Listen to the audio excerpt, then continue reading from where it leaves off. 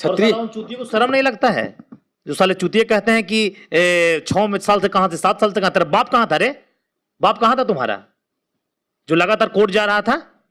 बड़ा कुबत वाला है, बाप का डिफेंडर खरीदने के लिए है, पैसा बेच के खरीदा है, घर बेच के खरीदा है, या अपने बाप का पैसा से खरीदा है? तो म्यूजिक कंपनी वाला ही दिया होगा ना। तो 4 करोड़ का क्रूजर खरीदने के लिए है, लैंड क्रूजर, और इसको देने के लिए नहीं। तो मांगी थी 5 करोड़ 8 करोड़, देखे साइड हो जाते तुम। कौन सा बाप को तुम्हारा दौलत बेचना पड़ता? पेटी की पेटी पैसा लेके म्यूजिक कंपनी वाले घूमते हैं। कह देते हैं म्यूजिक कंपनी वाले को दे देता, साला तुमने बताओगे। छतरी चूतियों को शर्म नहीं लगता है? जो साले चूतिए कहते हैं कि 6 साल से कहां थे, 7 साल से कहां? तेरा बाप कहां था रे? बाप कहां था तुम्हारा जो लगातार कोर्ट जा रहा था? बड़ा कुबत वाला है, बाप का डिफेंडर खरीदने के लिए है, पैसा बेच के खरीदा है, घर बेच के खरीदा है, या अपने बाप का पैसा से खरीदा है?